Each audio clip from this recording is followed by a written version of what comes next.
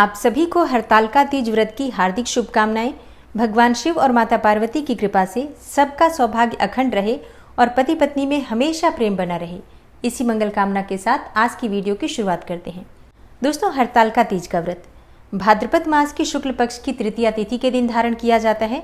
इस दिन पूरी तरह से निर्जल रहकर भगवान शिव और माता पार्वती की विधि विधान से पूजा की जाती है। इस व्रत को कुंवारी कन्याएं भी धारण करती हैं और सुहागिन महिलाएं भी धारण करती हैं। शास्त्रों के अनुसार इस व्रत को धारण करने से सुहागिन महिलाओं को अखंड सौभाग्य की प्राप्ति होती है और पति पत्नी के रिश्ते मधुर होते हैं। कुंवारी कन्याएं इस व्रत को धारण करती हैं तो उन्हें मन चाहे जीवन साथी की या फिर सुयोग्य जीवन साथी की प्राप्ति होती है। इस व्रत को सबसे पहले किसने किया था? देखिए, शास्त्रों में ऐसा कहा गया है कि माता पार्वती ने ही सबसे पहले हरतालिका तीज का व्रत किया था और भगवान शिव को पति के रूप में प्राप्त करने के लिए उन्हीं की पूजा की थी। जैसा कि शिव पुराण में वर्णित भी है कि माता पार्वती ने नदी के किनारे बालू के शिवलिंग को बनाकर और उसकी विधि विधान से पूजा की थी ताकि पति के रूप में भगवान शिव उन्हें प्राप्त हो। फिर भगवान शिव ने प्रसन्न होकर उन्हें वरदान दिया था और पति के रूप में भगवान शिव को माता पार्वती ने प्राप्त किया था। तो हरतालिका तीज का व्रत पूरी तरह से माता पार्वती और शिव को ही समर्पित होता है।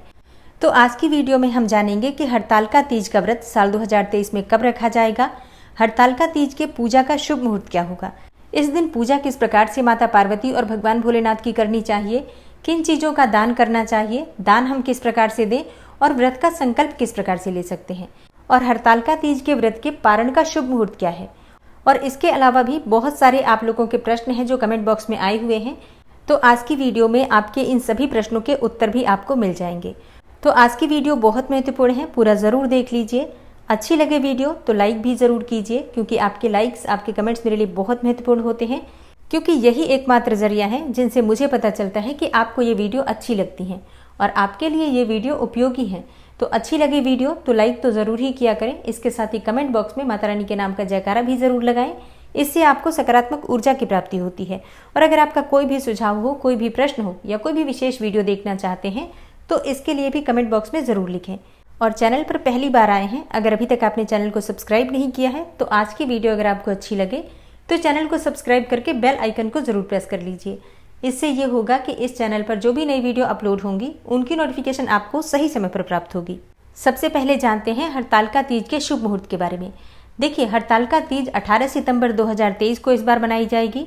17 सितंबर 2023 को सुबह 11:08 पर तृतीया की तिथि प्रारंभ हो जाएगी और तृतीया तिथि समाप्त हो रही है 18 सितंबर को दोपहर में 12:39 पर।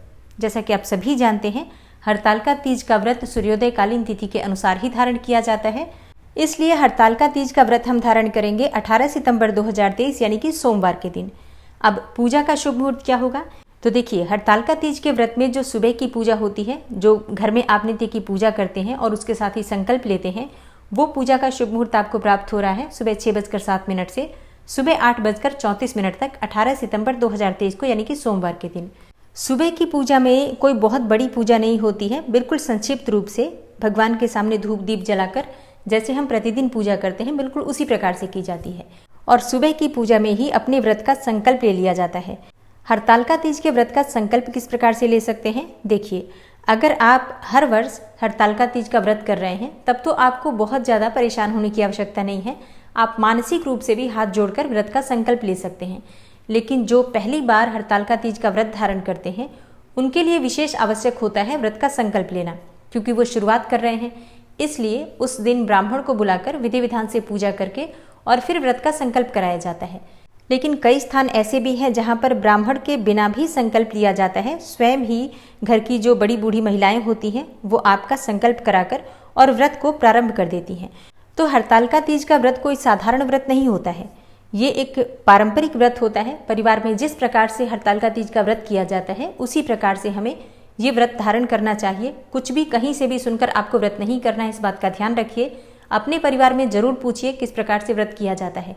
तो सुबह के समय पूजा करके संकल्प ले लीजिए। फिर आपको शाम के समय प्रदोष काल में पूजा करना होता है। तो प्रदोष काल की पूजा का शुभ मुहूर्त क्या होता है?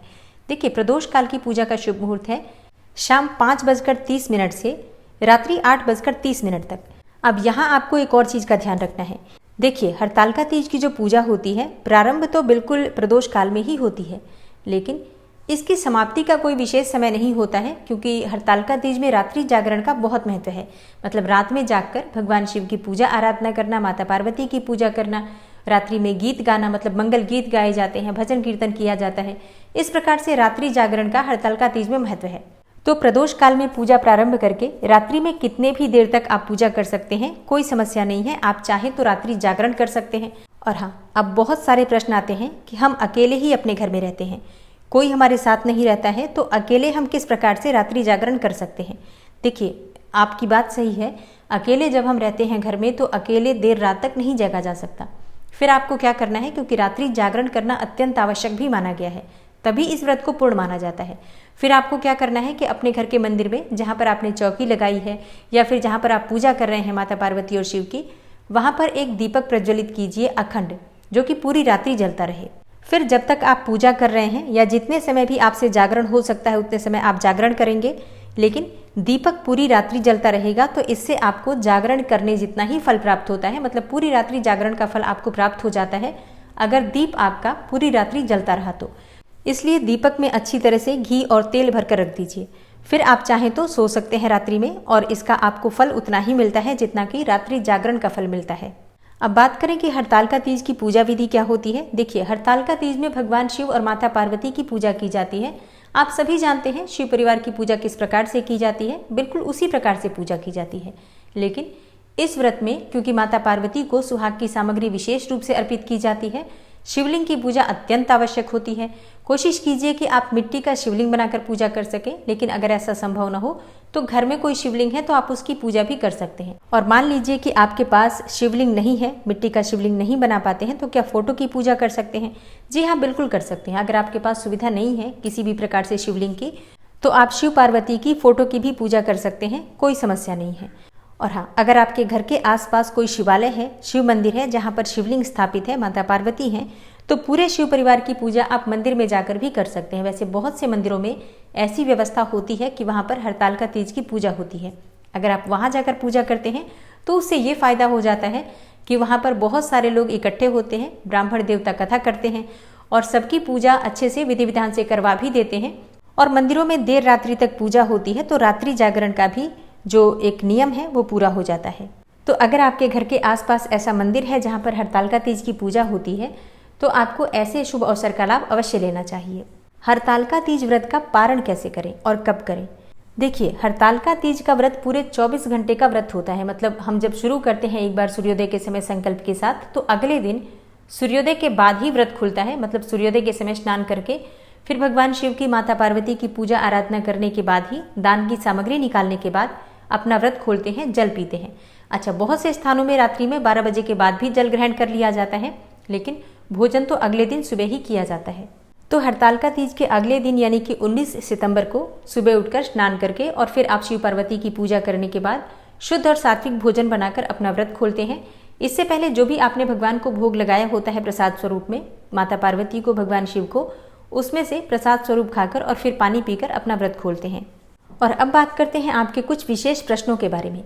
सबसे पहला प्रश्न है कि इस साल नया व्रत क्या हम शुरू कर सकते हैं? मतलब इस साल अधिक मास लगा है तो क्या हम हरतालिका तीज का व्रत शुरू कर सकते हैं? देखिए, हरतालिका तीज का व्रत और करवा चौथ का व्रत ये ऐसे व्रत होते हैं जो विवाह के बाद उसी साल उठा लिए जाते हैं, शुरू कर दिए जाते हैं। ऐसे में अगर आपका पहला साल है और आप करवा चौथ का या फिर हरतालिका तीज का व्रत प्रारंभ करना चाहते हैं तो बिल्कुल कर सकते हैं। अधिक मास का इस व्रत से कोई लेना देना नहीं है।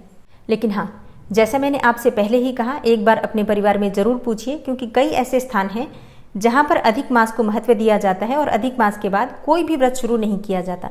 तो अगर आपके यहाँ इस प्रकार की परंपरा है तो जैसा आपके यहाँ होता है बिल्कुल उसी प्रकार से आपको करना चाहिए। अब बात करें आपके अगले प्रश्न के बारे में। कई ऐसे प्रश्न आए हैं कि हमने हरतालिका तीज का व्रत किसी वजह से कई साल तक बीच में नहीं किया है या फिर छोड़ दिया है, छूट गया है पिछले साल का, तो क्या इस साल शुरू कर सकते हैं? देखिए, यहाँ पर भी मैं वही कहूँगी, अपने परिवार के नियम का ध्यान रखिए। कई स्थान ऐसे हैं जहाँ पर हरतालिका तीज का व्रत बीच में छोड़ दिया जाता है किसी भी कारणवश और कभी भी फिर से शुरू किया जाता है। लेकिन कई स्थान ऐसे हैं जहाँ पर एक बार हरतालिका तीज का व्रत छूट जाता है किसी भी कारणवश, तो दोबारा शुरू नहीं किया जाता।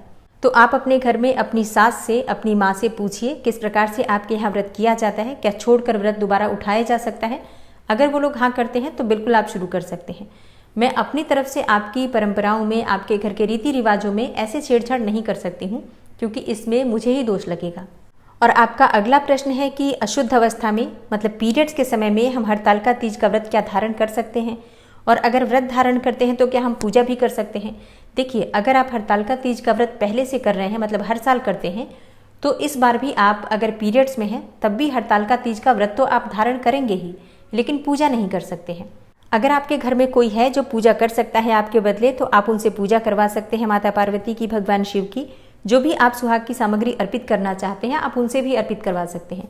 लेकिन अगर घर में कोई भी नहीं है, आप अकेले ही हैं, पूजा करने वाला कोई नहीं है, तो आप ऐसे में कथा जरूर सुन लीजिए, मंत्र सुनते रहिए, मोबाइल पर सुन सकते हैं मंत्र, और मानसिक रूप से माता पार्वती से, भगवान शिव से प्रार्थना कीजिए। आपके व्रत का संपूर्ण फल आपको मिलेगा, इसमें आपको परेशान होने की आवश्यकता नहीं है। मतलब आप पूजा नहीं भी करेंगे तब भी आपको आपके किए गए व्रत का जरूर फल मिलता है, क्योंकि ये एक नेचुरल प्रोसेस है, इसमें आपकी कोई गलती नहीं है। लेकिन पूजा क्योंकि अशुद्धि में नहीं की जाती है, इसलिए नहीं की जा सकती। आप मानसिक रूप से मंत्रों का जप करते रहिए, भगवान से प्रार्थना करते रहिए, व्रत का संपूर्ण फल आपको प्राप्त होगा। और हाँ, दान की सामग्री के बदले आप दान के निमित्त पैसे निकाल कर रख दीजिए। बाद में आप चाहें तो इसी पैसे से सामग्री खरीद कर दे सकते हैं, या फिर ये पैसे ही किसी ब्राह्मण को दान कर सकते हैं। और हाँ, कुछ ऐसे प्रश्न आए हैं कि वो पहली बार हरतालिका तीज का व्रत शुरू करना चाहते हैं, लेकिन वो पीरियड्स की अवस्था में हैं, तो क्या ऐसे में व्रत शुरू कर सकते हैं। देखिए, अगर आप पीरियड्स में पहले से ही हैं और व्रत आपको पहली बार शुरू करना है, तो ऐसे में इस बार आपको व्रत शुरू नहीं करना चाहिए। देखिए, जब अगली बार शुद्ध अवस्था में आप हों तब आप हरतालिका तीज का व्रत शुरू कर लीजिएगा। अगर इस समय में आप हरतालिका तीज का व्रत शुरू करते हैं तो ना तो आप संकल्प ले सकते हैं, ना आप पूजा कर सकते हैं, तो आप अगली बार व्रत शुरू करें, ज़्यादा अच्छा होगा। और हाँ, कुछ प्रश्न आए हैं कि उनके घर में सूतक पातक लगा हुआ है, जैसे कि कई घर हैं जहाँ पर किसी बच्चे का जन्म हुआ है या कहीं पर किसी की मृत्यु हुई है, तो ऐसे में क्या हम हरतालिका तीज का व्रत कर सकते हैं।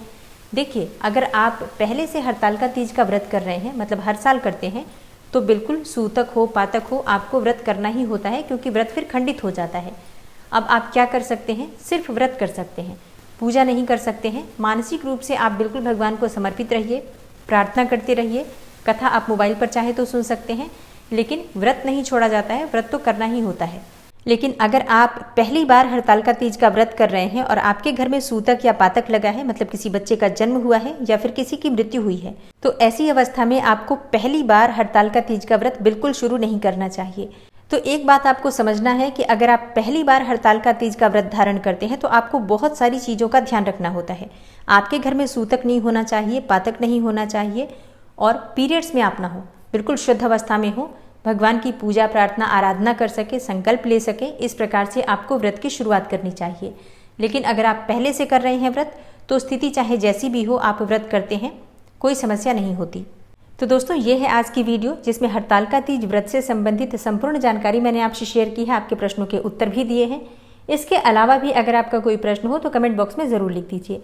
हरतालिका तीज की पूजा किस प्रकार से की जाती है, बहुत जल्दी मैं आपको वीडियो बनाकर देने वाली हूँ। मतलब संपूर्ण पूजा मैं करके आपको दिखा दूंगी, पूजा सामग्री और बाकी सभी चीज़ें, ताकि आप लोग आसानी से समझ सकें।